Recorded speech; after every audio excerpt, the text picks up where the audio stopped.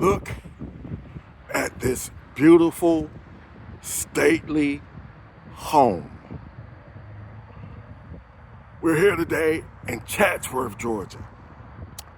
Chatsworth is in the North Georgia mountains.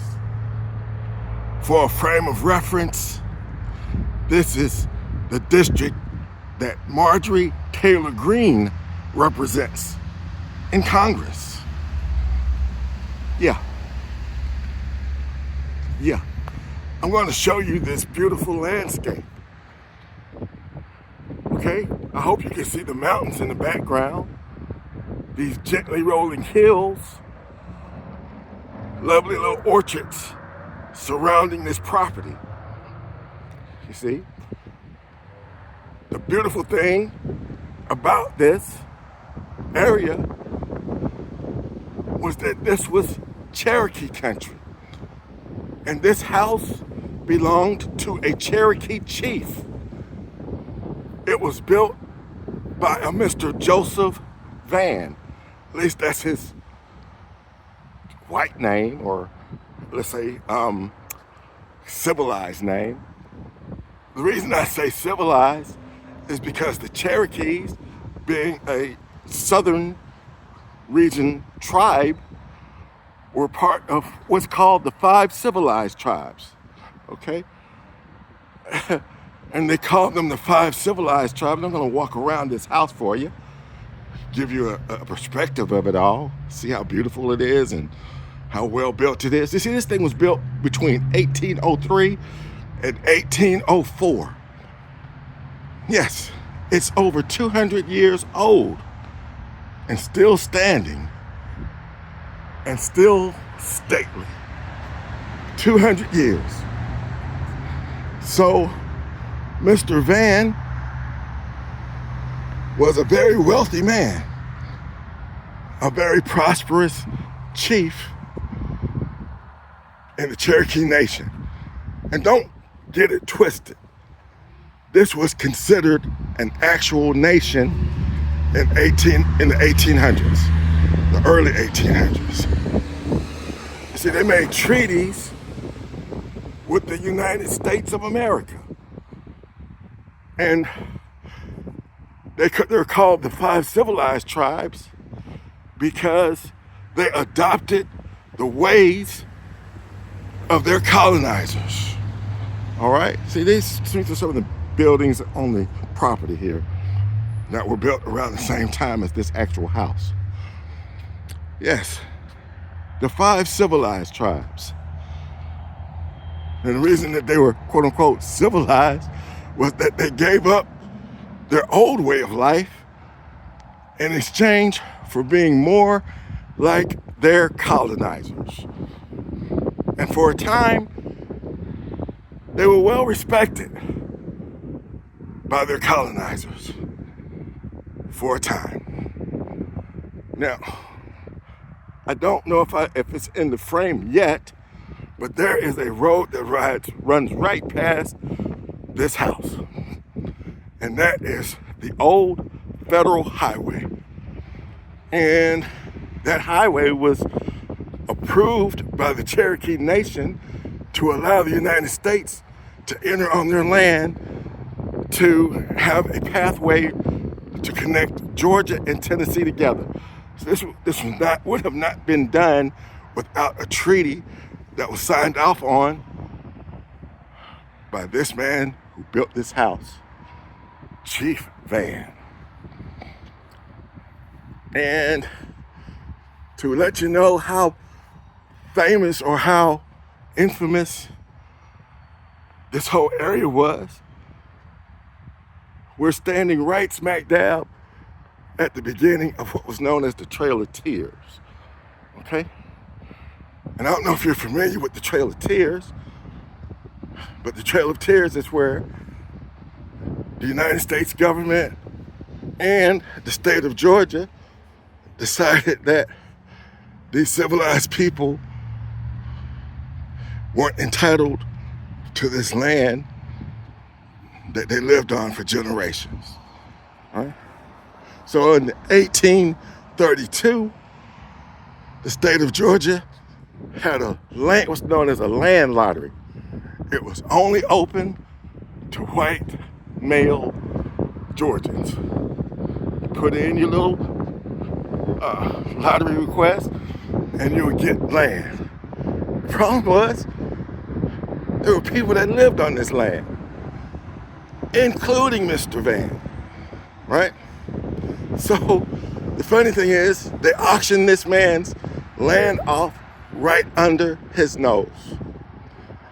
Imagine coming home one day and somebody's on your property telling you that you've got to leave because your property is now their property, right? And they didn't give them a whole lot of time to get up out of there. And they marched these people, and when I say these people, I mean the Cherokee people that lived on this land that the state of Georgia and the federal government wanted. They marched those jokers from here all the way over to Oklahoma. A forced march, 10 miles a day. Oh, it was horrible. Tens of thousands of people were forced off their land with basically the clothes on their back and made to leave their homeland. That's the Trail of Tears. And it was all done legally, okay? It was done, the Georgia land lottery was legal. In fact, they actually appealed the federal part of this removal to the United States Supreme Court. They actually won. But the problem was, the president at the time, President Jackson, he didn't enforce it. He didn't enforce their right to stay. He actually sent his troops to get these people out of here. They had to go because the colonizers needed the land. And I didn't tell you this, but this was in the general area of the first major gold strike in America. And these lovely, gently rolling hills and mountains. Now, the thing about that is, a famous saying came out of the fact that there was gold here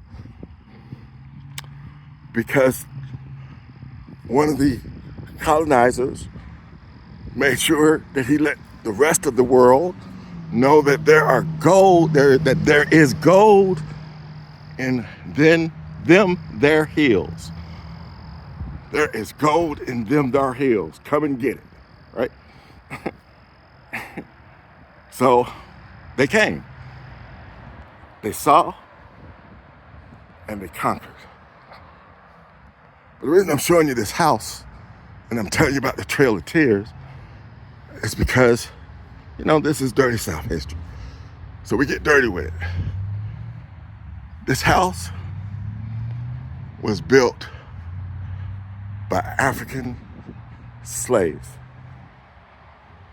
The bricks were made by slaves. The wood was sawed and milled and turned into this fine woodwork by slaves because Mr. Van was a slave owner. He was the largest slave owner in the Cherokee Nation. Remember I told you, they adopted the ways of their colonizers. And one of the things that the Cherokee did was that they changed from their agricultural techniques to be more like the people that were over them, okay, in order to get along. And Mr. Van owned over 100 slaves. And he wasn't a nice man. Supposedly he killed 3 slaves by himself.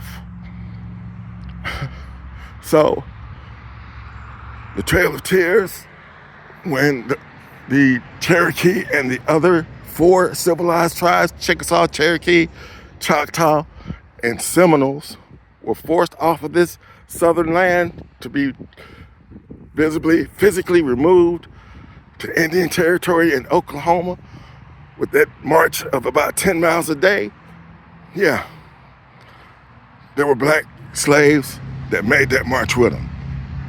And a lot of people aren't aware of that. So when the Native Americans marched, their slaves marched with them.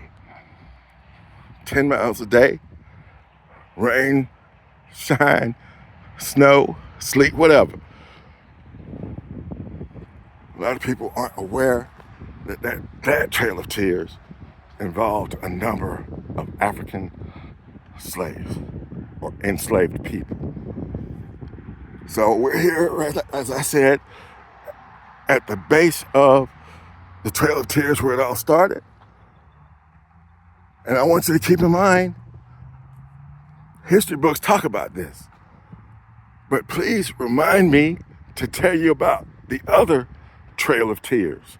If you don't see it, in a week after I post this video, somebody put it in the comments to talk about the big Trail of Tears, the longer Trail of Tears, the one that lasted a lot longer, was a lot bigger, and in many ways a lot more brutal.